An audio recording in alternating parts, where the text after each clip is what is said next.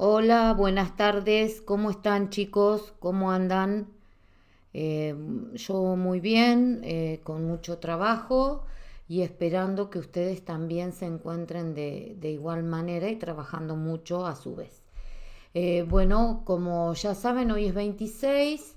Hoy se vence la entrega del trabajo práctico número 2, que es la realización del video que les propuse junto con la parte de herencia mendeliana, donde tenían que realizar la explicación de una parte teórica y la explicación de un ejercicio de herencia mendeliana. Esa era la actividad.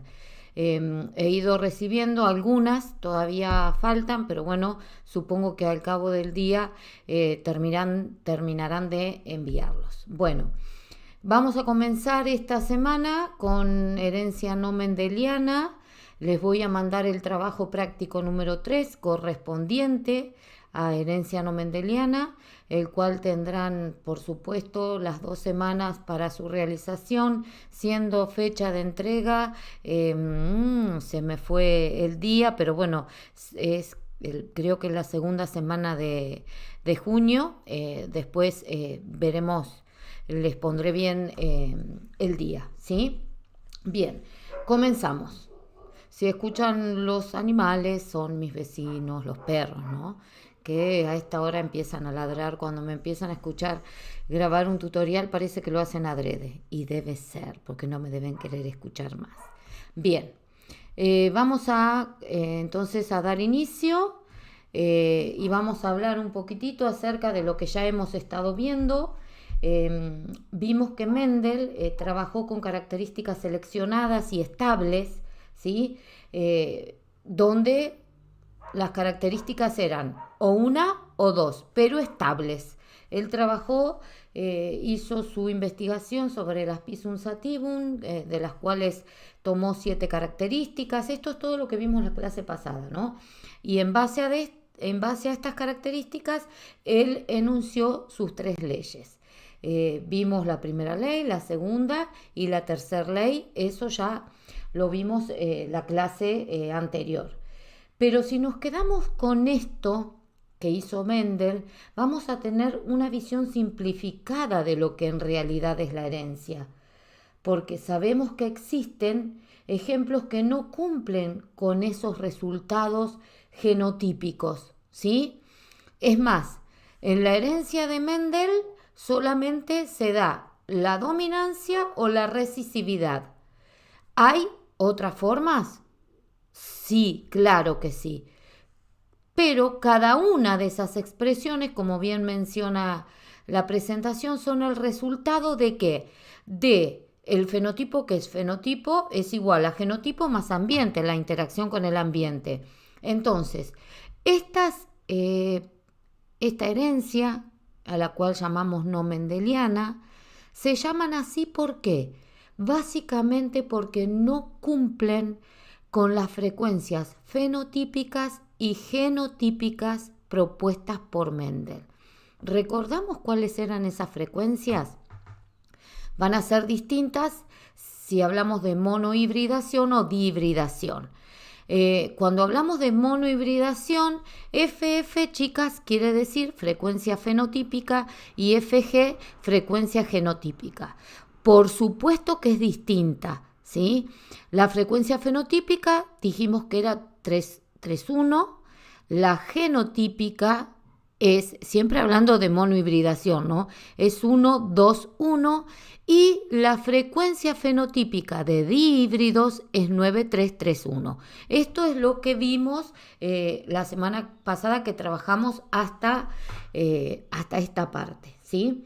Bien, hoy vamos a ver que en 1906 o 1910, el zoólogo Thomas Morgan estudia también, pero sobre las moscas del vinagre, la Drosophila melanogaster, elaborando la teoría cromosómica de la herencia, donde se establece la localización física de los genes en la célula. Y gracias a esto se puede establecer o explicar los casos en que no se cumplen con exactitud las leyes de Mendel, ¿sí? Similar a lo que hizo Mendel, Morgan, ¿qué hizo? Cruzó distintas variedades de moscas. ¿Por qué? Porque tienen ventajas. ¿Cuáles son esas ventajas? El ciclo de vida es corto, tiene mucha descendencia, fácil de cultivar y tiene solo 4 cromosomas. Y sus características observables son muy pocas también. Discúlpenme, las características observables, fíjense, son estas. Las antenas largas cortas, alas largas cortas, patas largas cortas, ojos rojos o púrpuras, alas normales o vestigiales. Por eso él opta trabajar con estas Drosophila melanogaster, porque tienen muchas ventajas para hacerlo, ¿sí? Bien, a principios de este siglo, entonces, ¿qué se puede determinar? Se puede determinar que los genes están formados por ADN, que eso no se sabía, por supuesto. ¿Se acuerdan que habíamos visto que en épocas de Mendel se hablaba de factores o elementos? Bien, ahora a principios de siglo se determina que justamente los genes están formados por ADN, que estos genes están en los cromosomas, que se encuentran de a pares repetidos en las células, en los cromosomas homólogos, y que se segregan o dividen en la meiosis, que uno se hereda del padre y el otro se hereda de la madre. Y que el número de pares no depende de la complejidad de un organismo. ¿Por qué? Porque si ustedes se fijan acá, el hombre tiene 23 pares y el trigo tiene 28 pares. Todo esto que se puede determinar gracias al estudio de no solamente Morgan, ya habíamos nombrado a Sutton y Boveri, se da origen o se da inicio a la teoría cromosómica de la herencia. Es eso que le faltaba a la teoría de Mendel para que perdure en el tiempo. Seguimos. Cuando nosotros vemos esta imagen, nadie dudará que es un cromosoma, ¿sí?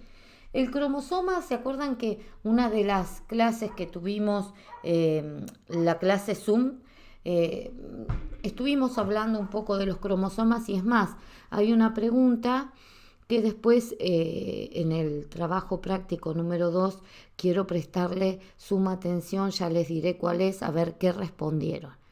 ¿Por qué? Porque todo esto que estoy mostrando en este momento y esa pregunta no la voy a decir ahora porque hay gente que todavía no ha entregado el práctico y no quiero que esto sirva para que me cambien la respuesta. Esto ya ustedes lo saben, lo conocen, ¿sí? Bien, entonces, esto es un cromosoma, ¿sí? El cromosoma tiene o está compuesto por 2 brazos o cromátidas hermanas. Esos brazos están unidos, ¿por qué? Por el centrómero, y a su vez en la zona del centrómero se ubica el cinetocoro, que se acuerdan que yo les pregunté qué era el cinetocoro, esa clase Zoom. Bien, es una estructura proteica sobre la cual se anclan los microtúbulos del uso mitótico durante la división celular, mitosis o meiosis, ¿sí? Bien, entonces, este cinetocoro se ubica en el centrómero, ¿sí? ¿Y el centrómero qué es? Es una zona específica del cromosoma. Esto tiene que quedar muy claro, ¿sí? Seguimos. Perdón que estoy tomando mate. Acá hay otra imagen que muestra perfectamente la diferencia que hay entre el centrómero y el cinetocoro. El cinetocoro es una estructura proteica, en cambio el centrómero es una zona del cromosoma, ¿sí? Que esa zona del cromosoma, depende de dónde se encuentre, va a hacer que se clasifiquen los cromosomas. En este caso, claramente el cromosoma es metacéntrico. ¿Por qué? Porque el centrómero se ubica en el medio y los brazos de los cromosomas tienen igual longitud a ambos lados, ¿sí? Y bueno, y este es el cinetocoro, el cual tiene estas proteínas, son estructuras, como les dije, proteicas, que van a traccionar en el momento de la división celular. Después acá abajo dice que el centrómero es una constricción primaria, por supuesto, ¿sí? Y el cinetocoro es un disco proteico que rodea el centrómero y se une a las fibras del huso acromático. Bien, si yo les pregunto en qué momento del ciclo celular se encuentra en división celular. ¿Y en qué fase? Claramente en la metafase. ¿Por qué? A ver, los dejo pensar un ratito mientras yo me hago un mate. ¿Por qué se encuentra en la metafase este cromosoma metacéntrico? Exacto, porque es cuando está en su mayor condensación. Es donde puedo observar claramente o hacer más visible los cromosomas, es en la metafase, ¿sí? Bien, seguimos. Cuando hablamos de cromosomas sabemos que tenemos distintos tipos de cromosomas. Tenemos 22 pares que se llaman autosomas, ¿sí? O cromosomas somáticos, y tenemos el último par que se llaman gonosomas o heterocromosomas. Los autosomas o cromosomas somáticos son los que nos determinan las características fenotípicas o físicas que nos traducen como individuos, como el color de piel, los ojos, la estatura, el pelo, todas esas características que están justamente en donde los 22 cromosomas somáticos, es decir, que están en todas las células, excepto en las células sexuales, que las células sexuales tienen gonosomas o heterocromosomas, que son los responsables de la determinación del sexo. Por eso son X o Y, ¿sí? Y quiero que presten atención a estos dos cromosomas, X e Y. Ya sabemos que si la mujer aporta un X y el hombre aporta otro X, vamos a tener una mujer, y si la mujer aporta X y el hombre Y, un hombre. Voy a hacer una salvedad, chicos. Ya sabemos que cuando hablamos de sexo y género tenemos que incorporar distintas cuestiones. Por supuesto que queda incorporada en cada uno de nosotros. Solamente que, bueno, tengo que hacer esa salvedad para, como siempre digo, no herir susceptibilidades, ¿sí? Bien. Pero simplemente quiero que miren estos dos, X e Y. Si yo saco esta O y coloco a los dos cromosomas cerca y trazo una línea horizontal, ¿qué va a pasar? Me van a quedar divididos, en este caso vamos a hacerlo, me van a quedar divididos en dos zonas. Una zona que es homóloga, que es la de arriba de la línea, superior a la línea. ¿Por qué homóloga? Porque son iguales, ¿sí? En cambio, la zona inferior a la línea es una zona heteróloga, claramente identificable. ¿Por qué? Porque acá, fíjense, si yo marco una línea, yo veo que acá tiene dos brazos y acá solo tiene uno. Esa es la región heteróloga. Vamos, quería explicarles esto, ¿por qué? Porque más adelante vamos a volver a esto, cuando abordemos el tema herencia ligada al sexo. Seguimos. Esta es la clasificación de los cromosomas según la ubicación del centrómero o la longitud de los brazos. Depende de cómo sea o dónde esté ubicado el centrómero, será la longitud de los brazos y por ende será la clasificación. Metacéntricos, en el medio los brazos quedan iguales. Después, fíjense, el submetacéntrico queda un poquito deslizado donde los brazos es casi imperceptible, pero es mayor en una zona que en otro. Los acrocéntricos quedan, por supuesto, mucho más longitud de los brazos en un sector que en otro, y los telocéntricos es cuando se ubican en el extremo del cromosoma. Bien, seguimos.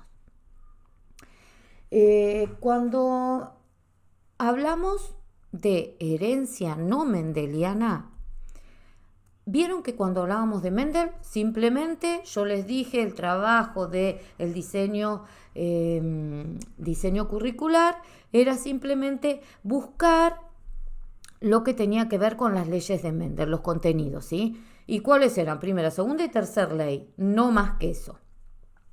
Ahora vamos a agregar la herencia no mendeliana, la que surge luego de la teoría cromosómica de la herencia. Esos, fíjense, volvemos otra vez. Lo que hacía Mendel era trabajar con características estables, pero quedaba simplificada la herencia. ¿Por qué? Porque hay un montón de otras cuestiones y características que escapan a las leyes de Mendel. Entonces, vamos a ver todas estas que siguen aquí. Por supuesto, no tenemos tiempo de ver con mayores detalles muchos de estas características que aquí vemos. Nos vamos a dedicar simplemente a lo esencial, como les dije, porque si no nos llevaría muchísimo tiempo y necesitamos realmente varias clases para esto. Entonces decidí recortar y quedarme con lo esencial, al menos con lo que está en el diseño curricular. Y eso es, vamos a ver codominancia, dominancia incompleta, poligenia, epistasis o pleiotropía, genes represores, reguladores, alelos múltiples, genes ligados y herencia ligada al sexo. Todas estas son lo que se trabajó después de haberse incorporado la teoría cromosómica de la herencia. ¿Por qué? Porque vino a completar lo que fundamentó las bases que puso Mendel. ¿Sí? ¿Me van siguiendo? No hay mucho para decir, así que ahora vamos a ir viendo cada una de estas. Nos vamos a dedicar a ver codominancia, dominancia incompleta, algo de poligenia, epistasis, pleiotropía poco, genes represores y reguladores y ligados no vamos a ver, alelos múltiples sí y herencia ligada al sexo sí. Simplemente para que ustedes sepan a qué corresponde la herencia no mendeliana. Seguimos. Bien, cuando empezamos a hablar de codominancia, decimos que dos alelos distintos están presentes en un genotipo y ambos se expresan, ¿sí? El heterocigota se comporta como dominante. ¿Qué quiere decir? Que ambos son iguales y las características se presentan sin mezclarse.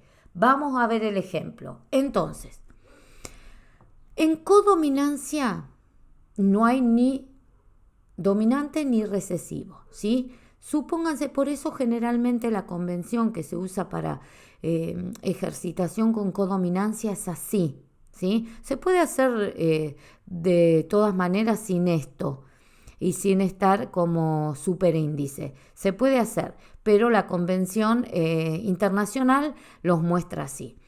Fíjense, yo acá tengo claramente una gallina negra que es dominante. Acá tengo una gallina blanca, un gallo, perdón, blanco, que también es dominante. Y en su cruza voy a obtener un heterocigota, pero ambos se expresan con la misma fuerza. ¿Se entiende? ¿Por qué? Porque no hay recesivo. Ambos son dominantes. Si ustedes se fijan, dominante, dominante y el heterocigota es dominante. Es por eso que El fenotipo que se expresa es una mezcla de ambos colores. ¿Se ve? Claramente mezclado. No es un gris, es una mezcla. ¿Se entendió? ¿Por qué? Porque no hay recesivos y ambos dominan. Y este es el genotipo. Por eso, por favor, fíjense que acá yo no pongo uno dominante y uno recesivo y acá tengo una heterocigota como venimos trabajando ahora. No, acá estoy hablando de solamente alelos dominantes. No hay recesivos. ¿Se entendió? Seguimos. Este es otro ejemplo de la raza Shorton, raza vacuna, lo mismo, fíjense, blanco, dominante, ¿sí? Después, bueno, acá está la separación de gametas. Acá veo el rojo, también es dominante. Entonces, ¿cómo va a ser la filial 1? La filial 1 va a ser heterocigota. ¿Con qué? Con ambas características. Los colores se encuentran, ¿cómo? Se encuentran ambos, no se fusionan, están mezclados. Es decir, que tengo un gen, 2 alelos y 3 fenotipos. ¿Sí? Estas son las características de la codominancia.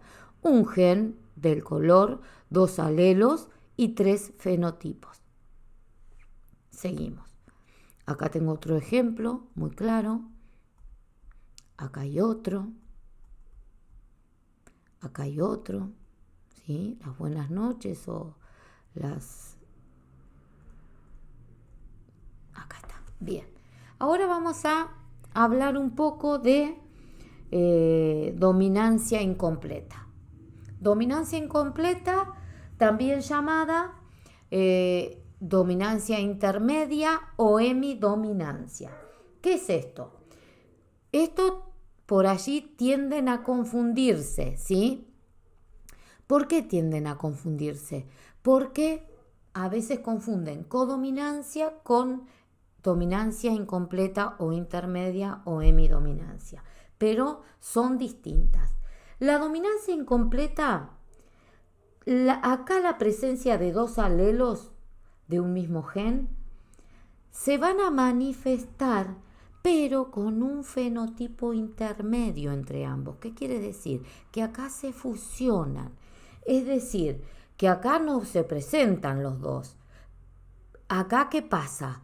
Acá hay una fusión, es decir, que hay una, por ejemplo, de la Mirabilis Jalapa o Don Diego de la Noche, fíjense, tengo una roja con una blanca, se cruzan y ¿qué van a formar?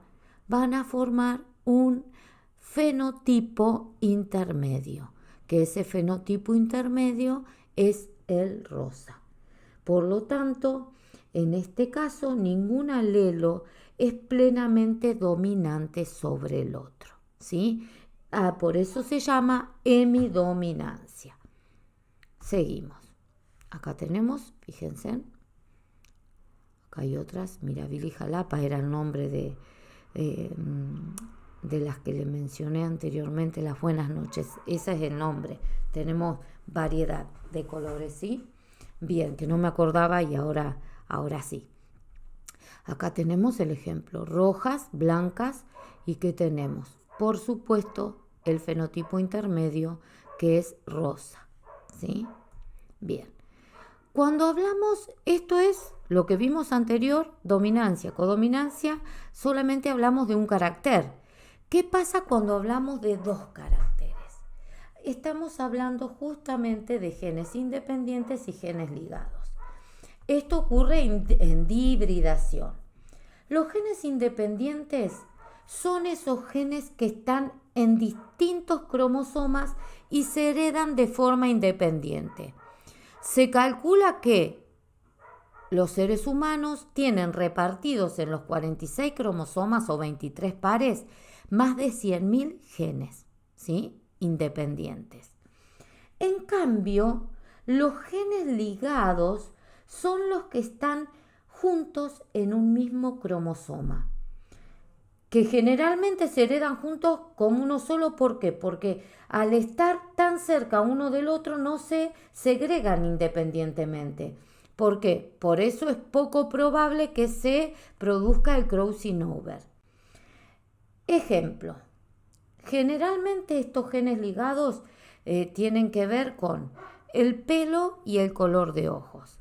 Si el pelo es rubio, los ojos son azules y suelen ir ligados. Lo mismo pasa con los ojos oscuros y el pelo negro. A eso le llamamos genes ligados. ¿Por qué? Porque se heredan juntos como una unidad, ¿sí? Ustedes fíjense en que generalmente, recuerden que siempre hablamos de probabilidades, generalmente los rubios tienen ojos celestes, ¿sí? Y los morochos tienen ojos oscuros. ¿Por qué? Porque esos genes que se heredan se hacen como una unidad. ¿Me van siguiendo? Bien. Ahora vamos a hablar un poquitito de epistasis o epistasia. Hasta ahora, como menciona la presentación, vimos mecanismos de acción entre alelos de un mismo gen, ¿sí? Ahora vamos a ver cómo un gen puede influir la expresión de otro u otros genes.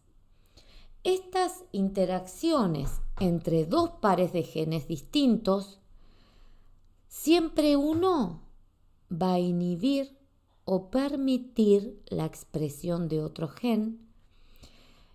El gen que inhibe se llama epistático y el que se deja inhibir o queda inhibido es el gen hipostático. La epistasis entonces puede ser dominante o recesiva dependiendo si el gen ejerce su acción en forma dominante o recesiva. Ahora ustedes me dirán, ¿qué es esto que me dijo?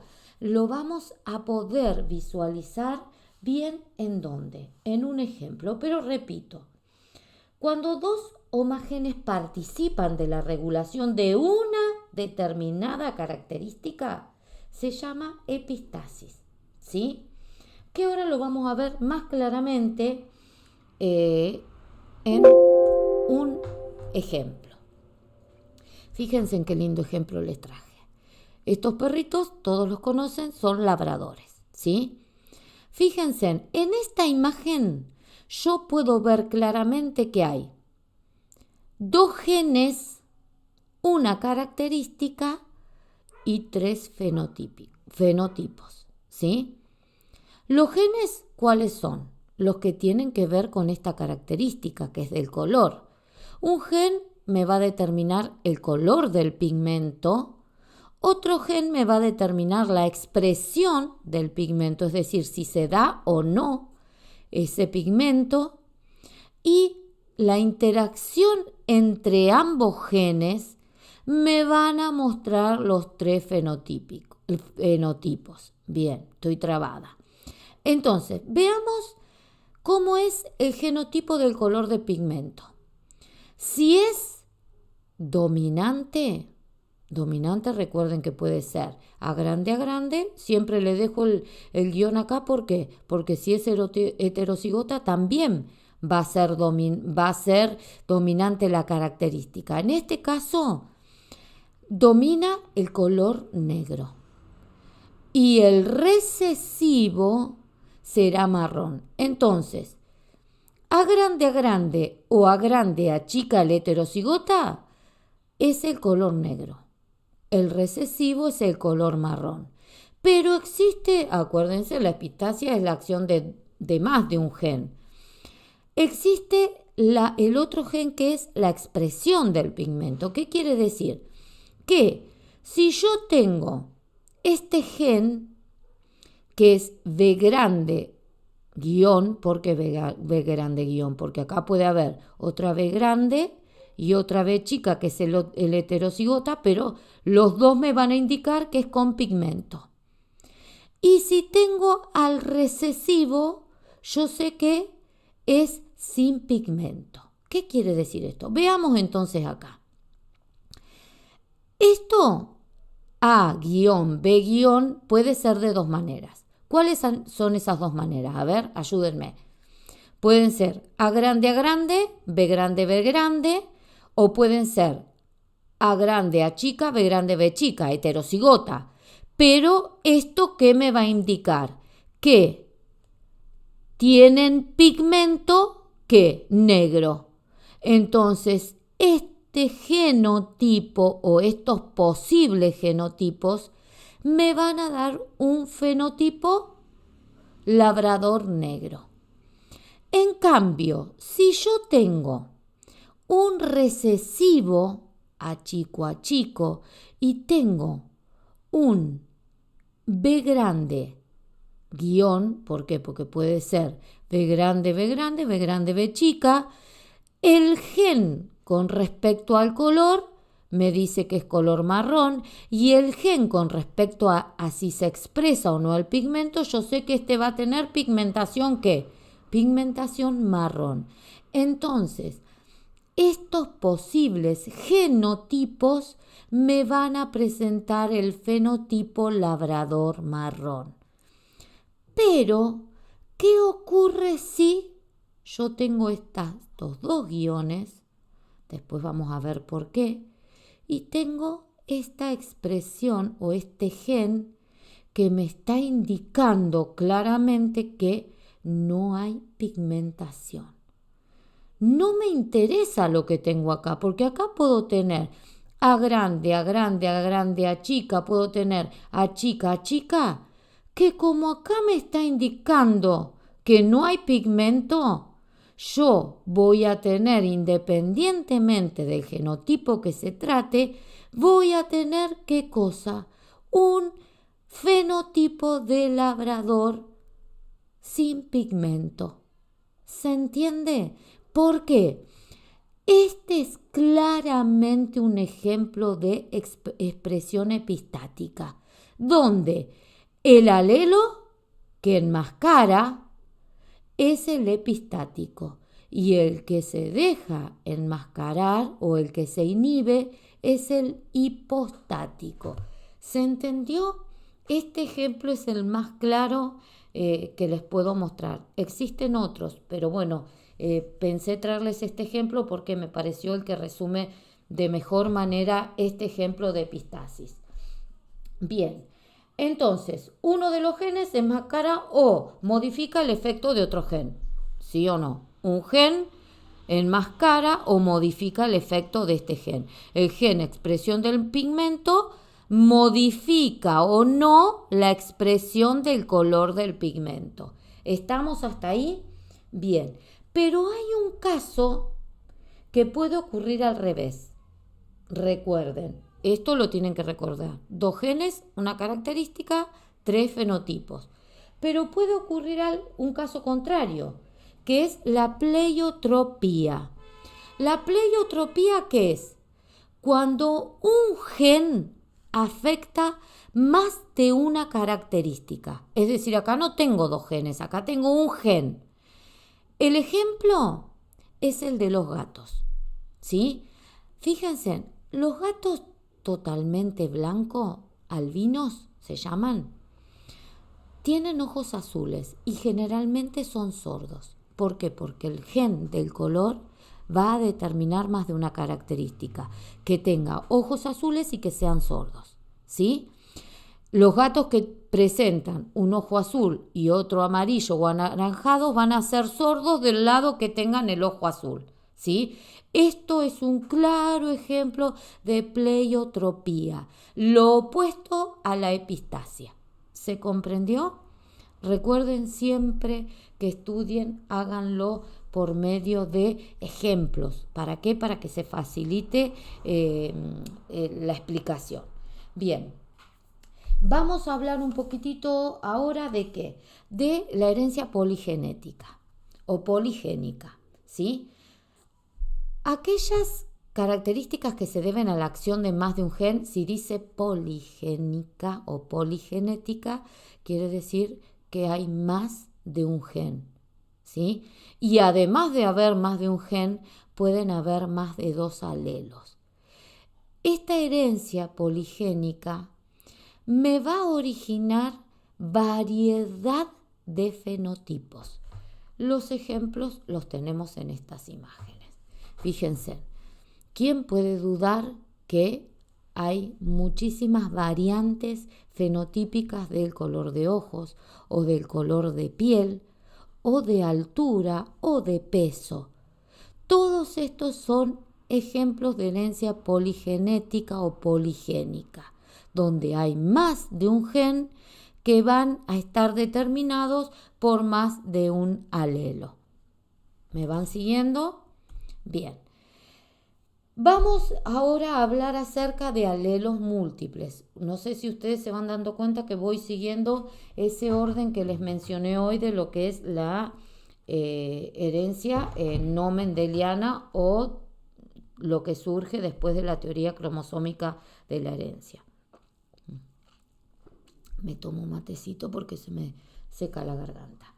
Bien, cuando hablamos de alelos múltiples, acá está representado por Karl Landsteiner, que en 1930 Karl Landsteiner descubrió que los glóbulos rojos o los eritrocitos tenían o tienen antígenos específicos en sus membranas, ¿sí? Esto es lo que descubrió Karl Landsteiner.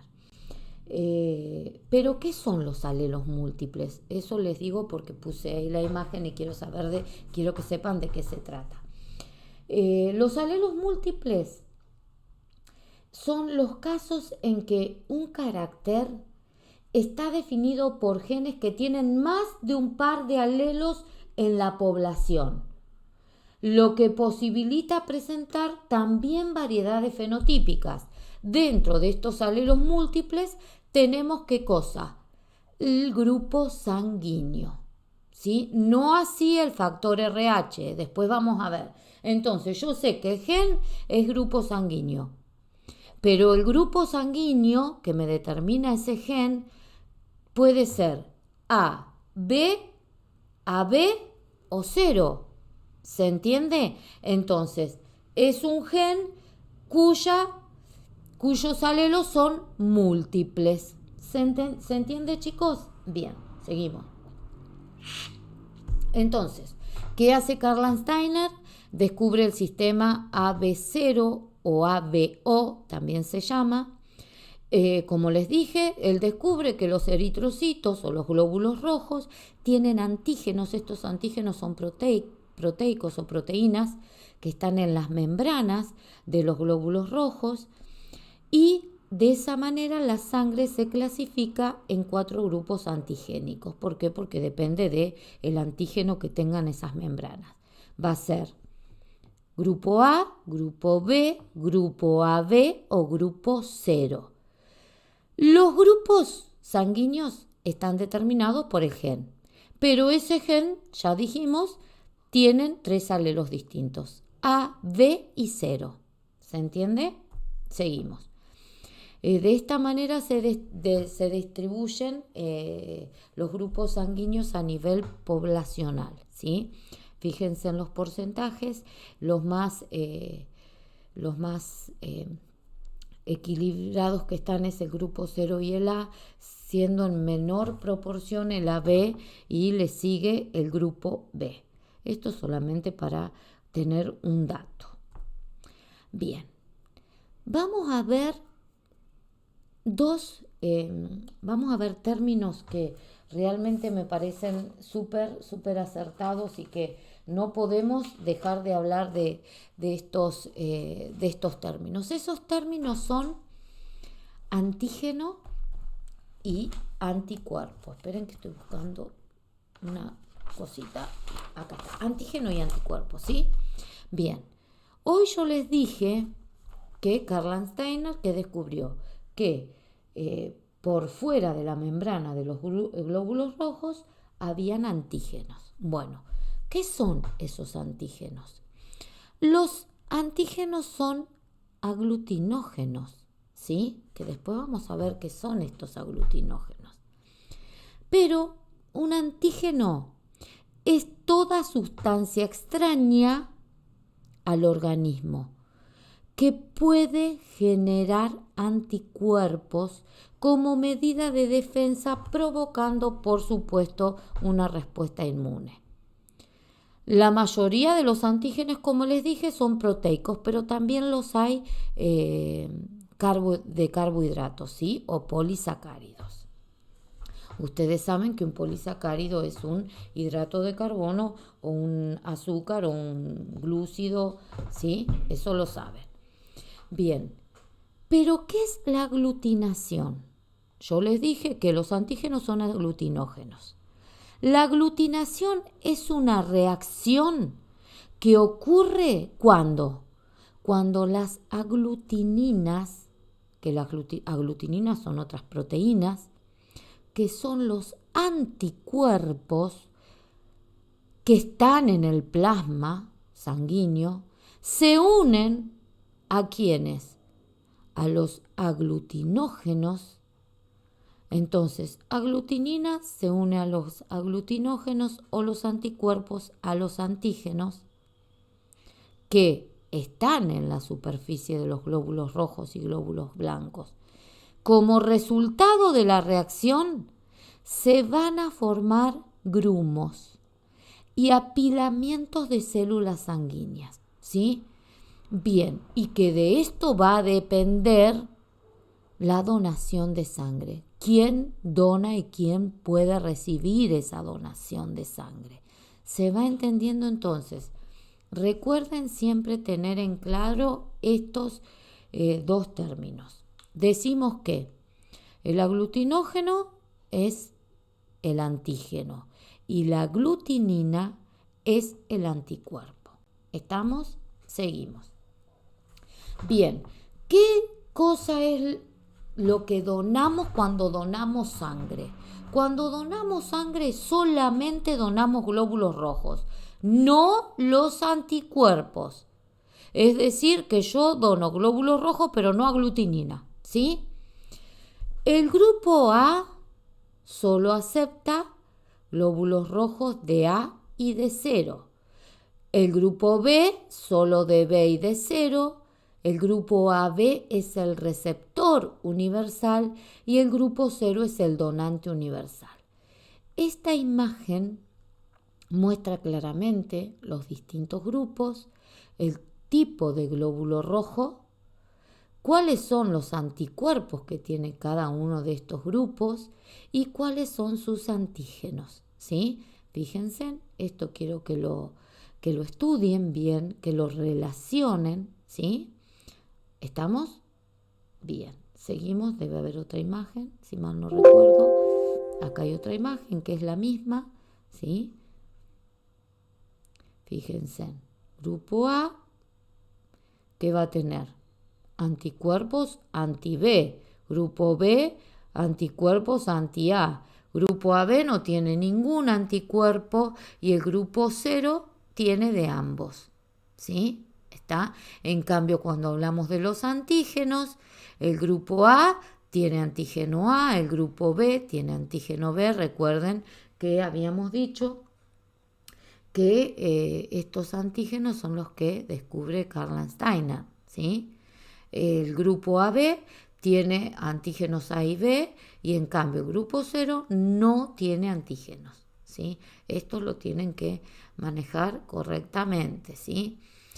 ¿Qué pasa cuando hablamos del RH?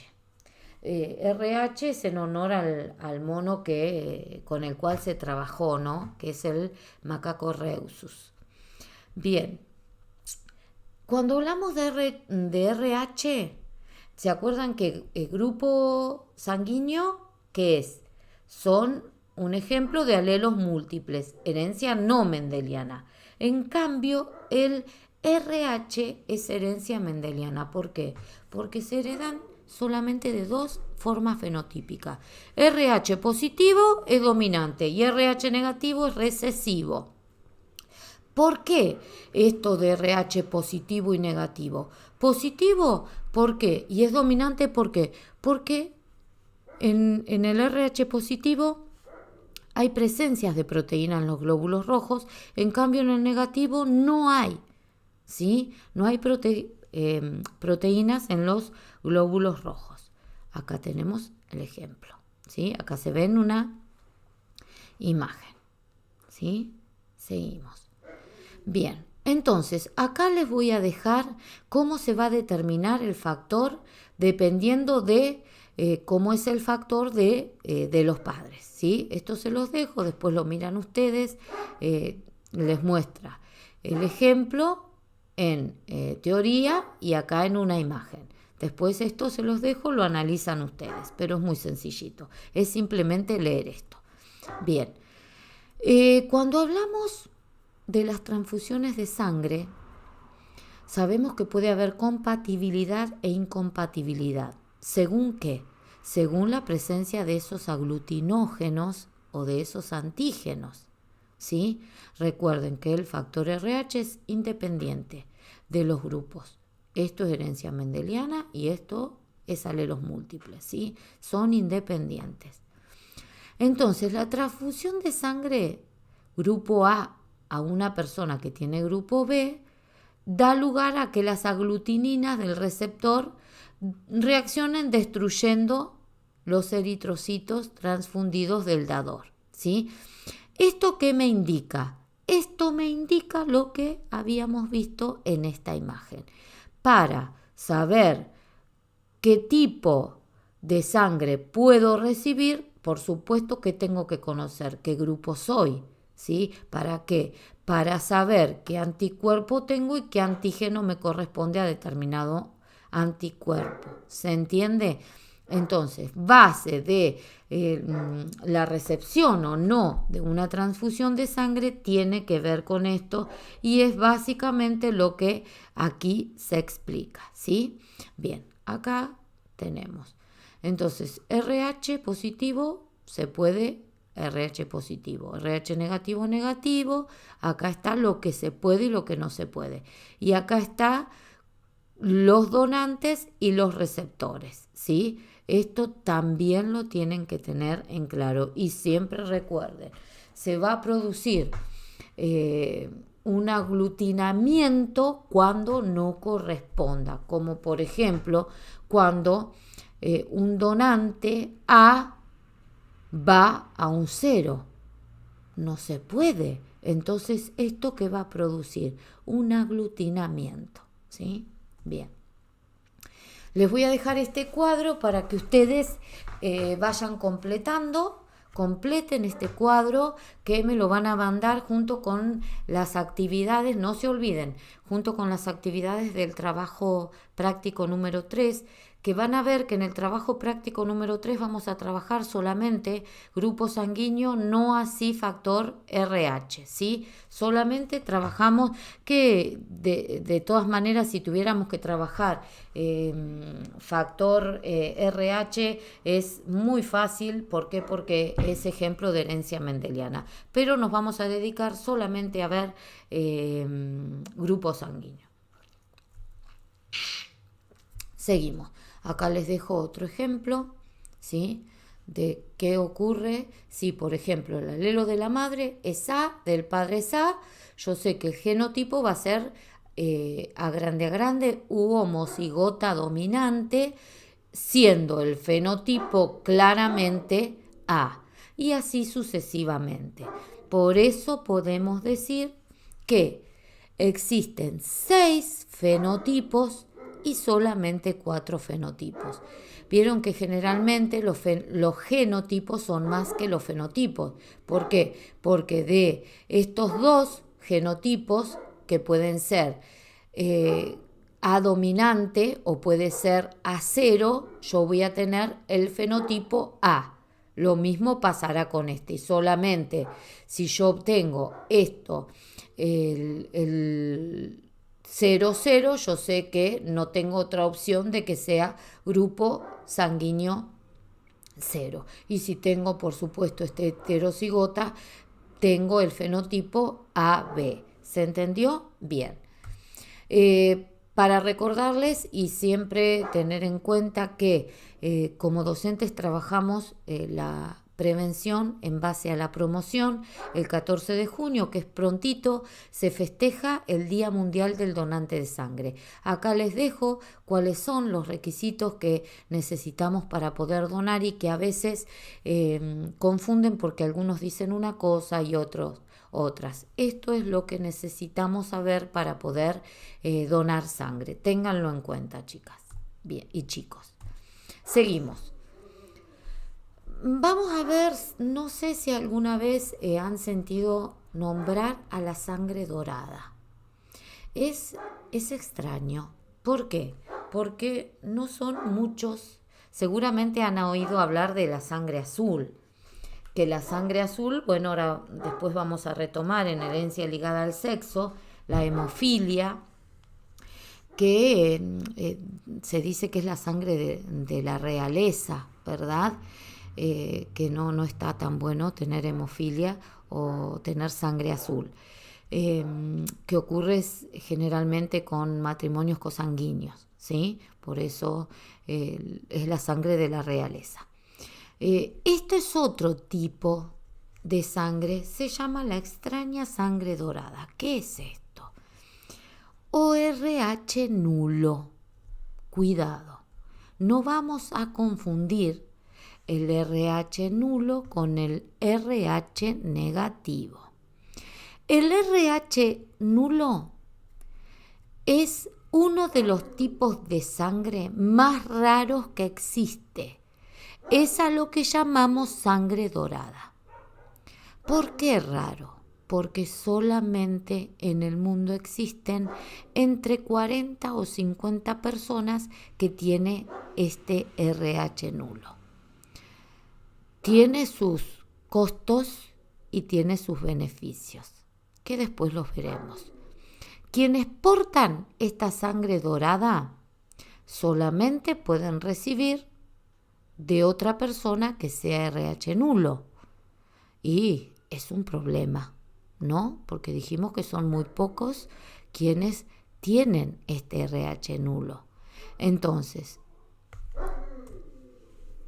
como hoy decíamos, no podemos confundir RH negativo con RH nulo. ¿Por qué? Porque el RH nulo carece de todos los antígenos asociados al RH, no solo del dominante, sino de todos. Como hoy dijimos, como no es algo habitual, este RH nulo se debe a una mutación. El gen que produce esa mutación es el RHAG, ¿sí? Por eso es tan raro.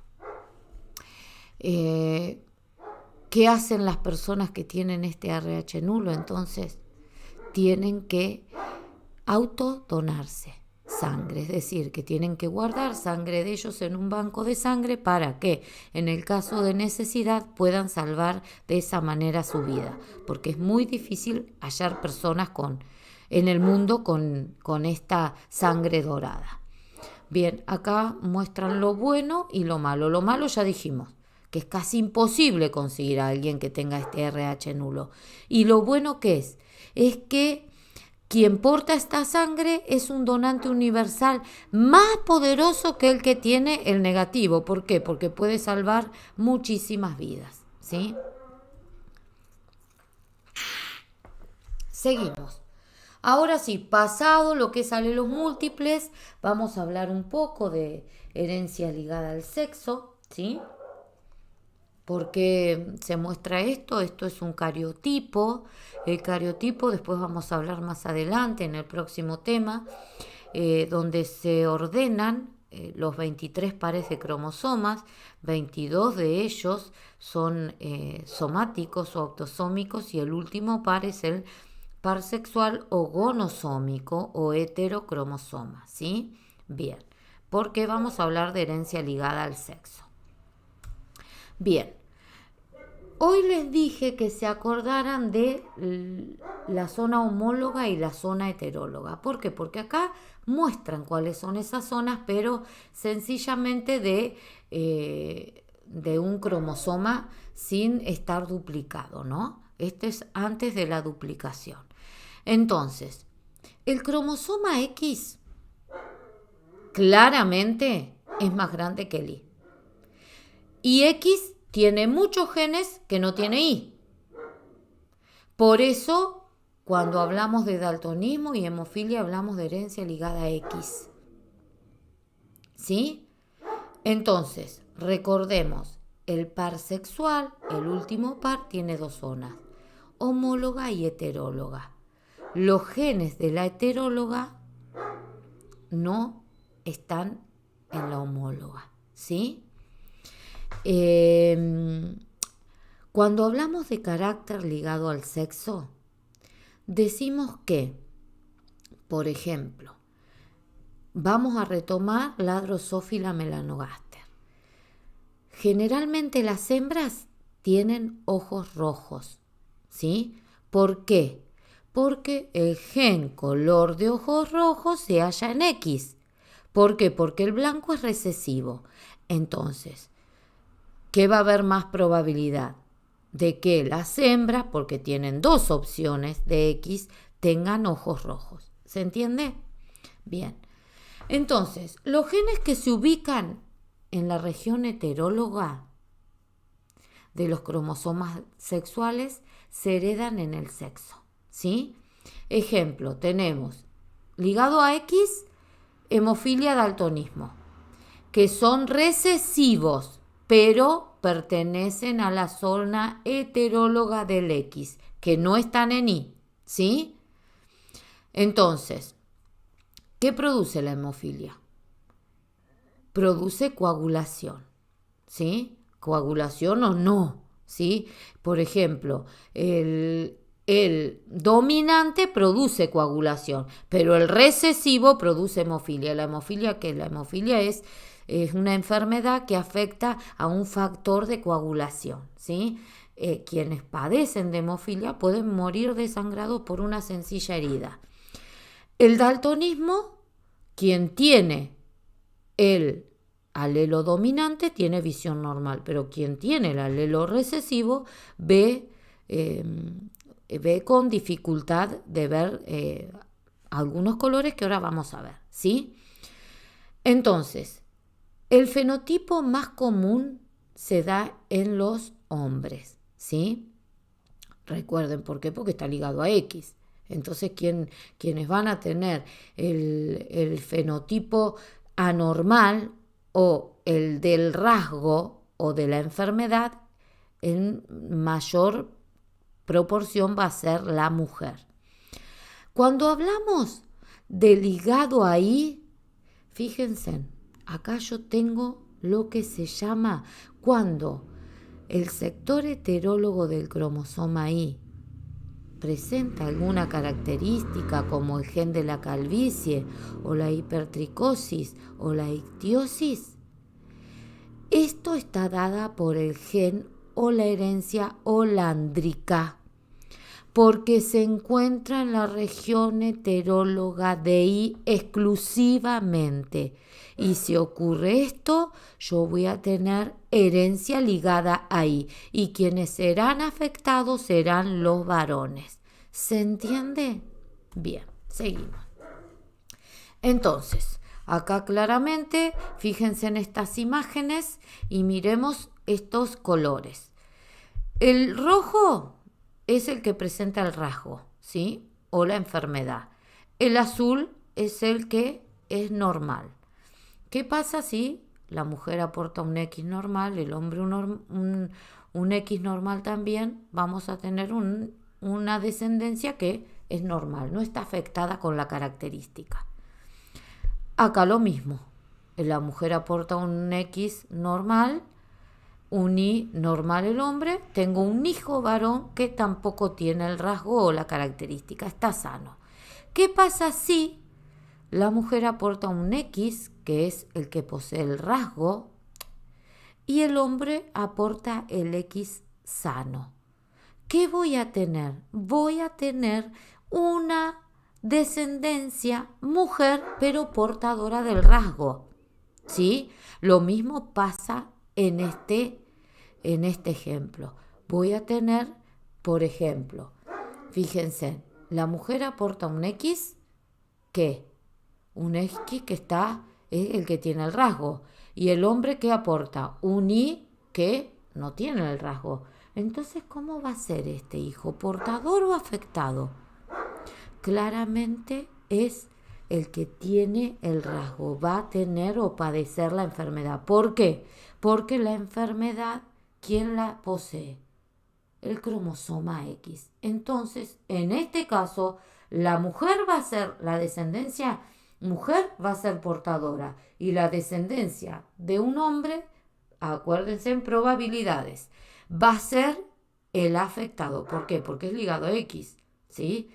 Y el único X que tiene el hombre es este, entonces va a estar afectado sí o sí. ¿Se entendió? Seguimos. Dijimos que la herencia ligada al sexo, hablábamos de hemofilia y de daltonismo, ¿sí? La hemofilia es la incapacidad de coagular de la sangre, ¿sí?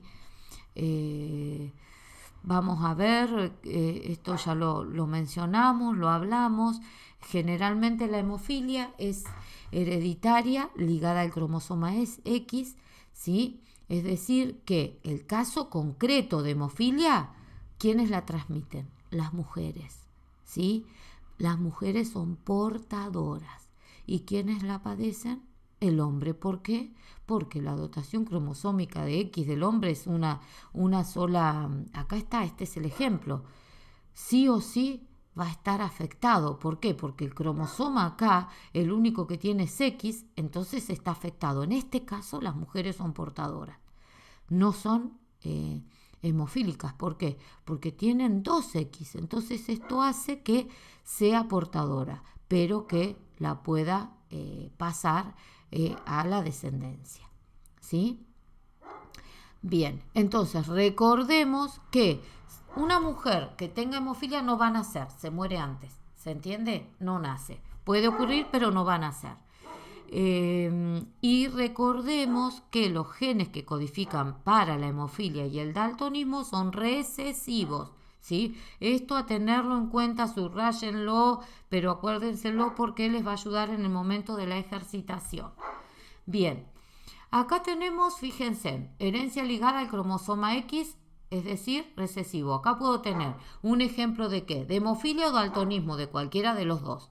¿Qué pasa con la mujer y qué pasa con el hombre? La mujer va a ser normal, ¿sí? ¿Por qué? Porque, fíjense, es dominante. ¿Qué pasa si tiene ambos alelos recesivos? Va a ser enferma, ¿sí? Que en el caso de la mujer con hemofilia no nace. Y si tiene los alelos o los genes heterocigotas, ¿qué va a pasar? Es portadora. El hombre con un alelo dominante va a ser normal, pero con un solo alelo con respecto a X recesivo va a ser enfermo, hemofílico, ¿verdad? Bien. ¿Qué pasa si la herencia ligada al cromosoma X es dominante? Va a pasar al revés. ¿Por qué? Porque si tengo dominante en cualquiera de sus variantes, homocigota dominante o heterocigota, va a ser enferma la mujer. El hombre, por supuesto, como no tiene dos opciones de X, va a ser dominante o recesivo. Si es dominante, va a estar enfermo. Si es recesivo, normal. Y acá está la mujer, si tiene ambos recesivos, va a ser normal. ¿Por qué? Porque es ligada al X dominante. ¿Sí? Seguimos. Acá tenemos ejemplos de distintos cruzamientos. Un hombre sano, una mujer portadora, un hombre hemofílico. Yo no puedo decir portadora acá, recuerden, y una mujer sana, y acá digo un hombre hemofílico, y acá digo que una mujer portadora. En este caso, sí puede haber, ¿qué cosa? Una mujer hemofílica que no va a nacer. Voy a tener una probabilidad de tener el 50% de todos mis hijos hemofílicos, sin contar el género, ¿verdad? O si no, podría decir que voy a tener el 25% o el 50% de probabilidad de tener hijas mujeres hemofílicas y el 50% de probabilidad de tener hijos hemofílicos. Voy a tener el otro 50% que de tener hijas portadoras y voy a tener el otro 50% de tener hijos sanos. También puedo decirlo de otra manera. Puedo tener el 25% del total. Acá no hago distinción de género. 50% hemofílicos, 25% portadores y 25% sano, lo que me da el total del 100%. O puedo decir 2 de 4 van a ser hemofílicos o un medio, o puedo decir también 1 de 4 portador, 1 de 4 sano. Hablando de proporción, ¿sí? ¿Estamos? Bien. Acá tengo otro ejemplo que pasaría, acá no hay afectada porque no está el rasgo, acá sí tengo el rasgo, acá en una mujer portadora, acá en un hombre con el rasgo, y fíjense en cómo van variando las filiales, ¿no? O las generaciones.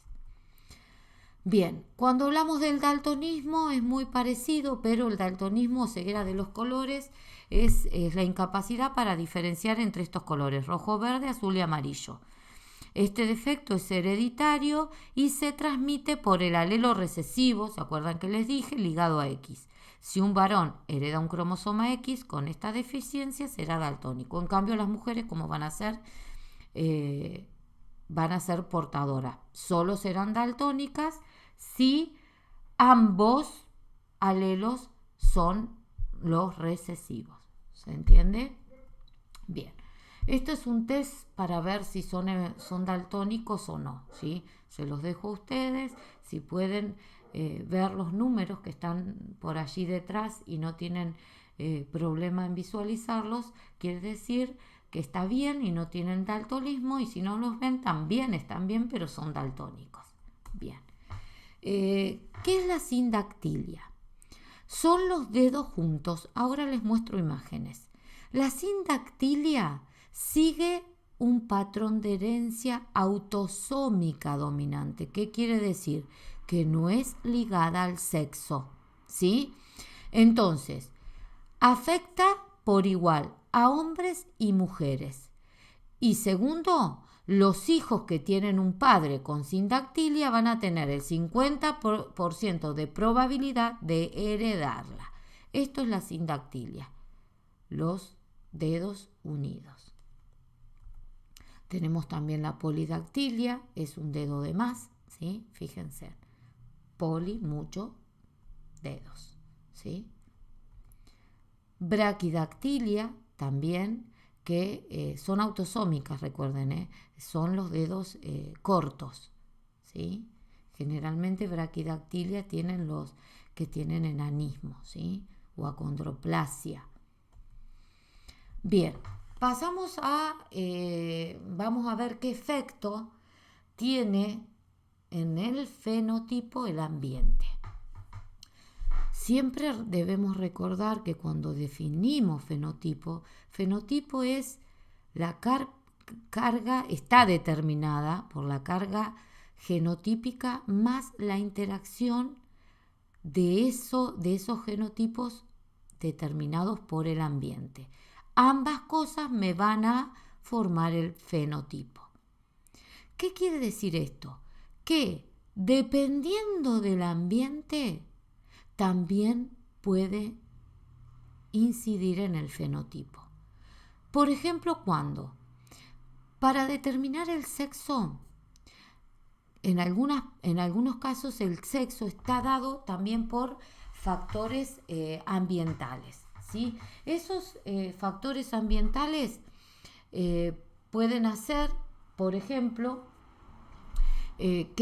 acá está, seguramente ustedes esto lo han visto en Biología de los Animales con Andrea de Arriba, que han visto que dependiendo de la temperatura puede modificar el metabolismo embrionario de tortugas, cocodrilos y caimanes, haciendo que las temperaturas cálidas produzcan hembras y las temperaturas frías produzcan machos.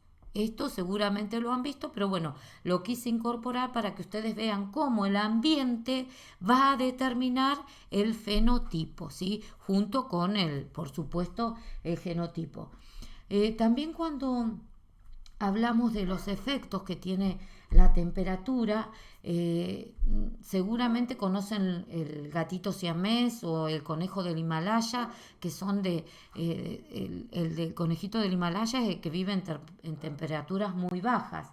¿Qué particularidad tiene el gato siamés y el conejito Himalaya? Que tienen tonalidades más oscuras en ciertas partes del cuerpo, como por ejemplo la nariz, las orejas y las patas son más oscuras. ¿Saben por qué? Porque esas patas, esas partes son más frías, ¿sí? Entonces, el pigmento va a ser funcional a la temperatura, ¿sí?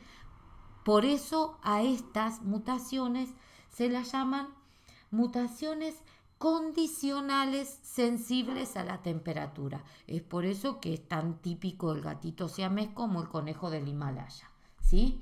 Bien, seguimos. Acá tenemos un molusco que se llama Crepidula fornicata. Fíjense que acá las tengo separadas, ¿sí? Y acá están cómo se encuentran en su hábitat natural. ¿Qué es esto? La Crepidula fornicata es un molusco que nace como macho, ¿sí? Pero en ausencia de hembras, en el entorno se transforma sexualmente. ¿Qué quiere decir? Que si la Crepidula macho, que es inicialmente macho, encuentra a una hembra, se va a acoplar por encima de ella, actuando como macho. Pero ¿qué pasa si con el tiempo la hembra se fue o no hay hembras en el territorio? Ese Crepidula macho se transforma en hembra. Y entonces, ¿qué va a pasar? Va a venir otro Crepidula macho y se va a acoplar, ¿sí? Y así sucesivamente. Por eso, si ustedes prestan atención a esta pila que se forma, que podríamos decir que es una orgía de Crepidula fornicata, fíjense en que los que están más abajo, los que están en la zona inferior, son hembras. ¿Por qué? Porque los que están en la zona superior son machos. Y los que están acá en la intermedia están en la transición entre machos y hembras, ¿sí? Esto es, por supuesto, un ejemplo de qué, de lo que puede hacer el ambiente con el fenotipo y el genotipo de un individuo, ¿sí? A esto que seguramente ustedes también vieron con Andrea de arriba, se lo conoce como hermafroditismo secuencial. ¿Por qué? Porque pueden cambiar de un sexo a otro y producir ambos tipos de gametas. Eso es importante. Y seguramente también recordarán que pueden ser protándicas, y pueden ser protágina, ¿sí? O protógina. Protándica, ¿cuándo va a ser? Cuando nacen machos y se transforman en hembras, pero por siempre, no es como esto que van y vienen. El ejemplo es el pez payaso. ¿Vieron Nemo? Bueno, es un ejemplo de esta, nacen machos y se transforman en hembras. ¿Qué pasa si nacen hembras y se transforman en macho? Bueno, es el ejemplo de protágino o protógina, ¿sí? De las dos maneras se llama. ¿Qué es? Lo quise mencionar. Yo no soy experta en biología de los animales, de la materia que da Andrea, pero es totalmente tan importante, interesante, que fíjense en cómo podemos ir relacionando, ¿no? las distintas maneras. Por eso siempre me gusta poder recordarle algunas de estas cuestiones para que ustedes también las incorporen dentro de la genética. Seguimos. ¿Se acuerdan que cuando vimos el primer Power o la primera presentación de la genética como ciencia, dijimos que lo que está en pleno auge es la epigenética. Fíjense la pregunta que está acá. Dice, ¿puede el ambiente afectar la expresión de nuestros genes? La epigenética surge allá por mediados del 1900 por Conrad Waddington, que él acuña este concepto. ¿Y qué es la epigenética? Es la rama de la biología que se basa en la existencia de una regulación de la expresión génica en un momento determinado dentro del núcleo celular. Vamos a traducir. Nuestra experiencia puede marcar nuestro material genético. ¿Y eso qué puede hacer? Puede ser transmitida o no a generaciones futuras, ¿sí? ¿Qué quiere decir? Por ejemplo, la manera que yo me cuide, en la manera que me cuide, me alimente, haga actividad física, va a ser de la manera que predisponga mis futuras generaciones, ¿sí?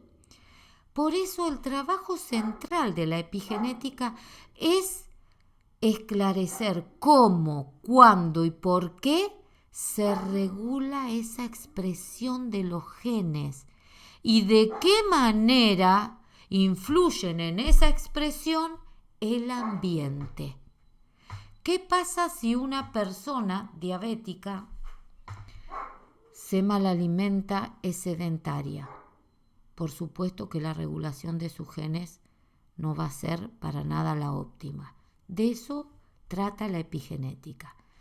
Fíjense en lo que dice acá. Los genes con que nacemos pueden ser cambiados por nuestro estilo de vida. De eso se encarga la epigenética, ¿sí? Esto está, por supuesto, en pleno estudio. No hay todavía mucho por decir, pero bueno, está en pleno estudio. Sabemos que los genes que componen el genoma, nuestro acervo genético, tienen una función. La epigenética muestra que hay sustancias que son capaces de activar o desactivar genes por medio de la metilación. La metilación es incorporar metilos, ¿sí? Eso es metilar. Entonces, ¿qué es la epigenética? Lo que es la ciencia que va a estudiar esos cambios en la expresión genética que se puedan transmitir, ¿sí? Fíjense en lo que dice acá. Examina factores como el tabaquismo, el medio ambiente, estilos de vida que afectan los genes que se activan o desactivan, influyendo en la propia salud y en la salud de nuestros hijos, ¿sí? El ejemplo clave que tenemos es el té verde en los orientales. Los orientales tienen totalmente características favorables que nosotros no tenemos. Por ejemplo, tienen muy bajo índice de colesterol. ¿Por qué? Porque viven consumiendo té verde, pero no quiere decir que porque yo empiece a consumir ahora té verde de acá al día que me muera yo voy a traer un cambio en mi vida y menos un cambio en mis generaciones. Estos son generaciones y generaciones, ¿sí? Bien, fíjense en qué importante. Salió un artículo muy, muy interesante que los animo a que lo busquen. ¿Cómo impacta la pobreza en los genes? ¿Impacta la pobreza en los genes? Pregunto. Justamente la epigenética está estudiando esto. El estatus socioeconómico se relaciona con cambios epigenéticos en el ADN, lo que afecta a procesos fisiológicos y explica por qué las personas con bajos recursos tienen problemas de salud. ¿Qué han estado viendo en este estudio epigenético? Que los pobres tienen un patrón de metilación característico. mostrando claramente que sí, que hay una incidencia de la pobreza a nivel genético. Pero vuelvo a repetir, esto se encuentra en estudio. Cuando hablamos acerca de los beneficios de los aspectos genéticos, son variados, ¿sí? Y múltiples, como por ejemplo la genética que nos permite realizar pruebas de paternidad, conocer, prevenir y tratar enfermedades genéticas, diferenciar enfermedades ligadas al sexo, por ejemplo, en un cariotipo, que esto es de lo que vamos a hablar en el próximo tema, caracterizar alteraciones genéticas y determinar cómo el medio produce alteraciones genéticas en el individuo aún antes de nacer, que esto también lo vamos a ver en el próximo tema. Bien, pero ¿cómo se investigan esas anomalías genéticas? Se investigan, acá estamos haciendo la intro para el próximo tema, por medio de árboles genealógicos o de diagramas que muestran las relaciones genéticas entre individuos emparentados. Es lo mismo que veníamos haciendo ahora, ¿se acuerdan? Cruzamos las parentales y obtenemos la F1 y la F2. Bueno, eso mismo, pero en forma de simbología. Esa simbología se expresa en un pedigrí o árboles genealógicos, que es lo que vamos a hablar. ¿Qué es esto? Fíjense, lo retomamos la clase que viene. Vamos a dejar acá para no desbordarlos de información. Esto retomaremos la clase que viene. Ténganlo presente que lo vamos a retomar. Les agradezco muchísimo la atención. No sé a cuánto tiempo se nos fue. Bueno, se nos hizo un poquito largo, pero eso que lo acorté eran... creo que eran 115 diapositivas y como ven acá lo acorté a 70, no vemos todo, pero créanme que todo lo que les expliqué ahora va a hacer que ustedes puedan realizar el trabajo práctico número 3. Los ejercicios se hacen de la misma manera como veníamos haciendo ahora, pero por supuesto que tienen que tener en cuenta todo lo que hemos visto acá. Entonces les subo este tutorial y les subo la actividad. Cualquier duda nos encontramos en el campus. Abrazo, chicos.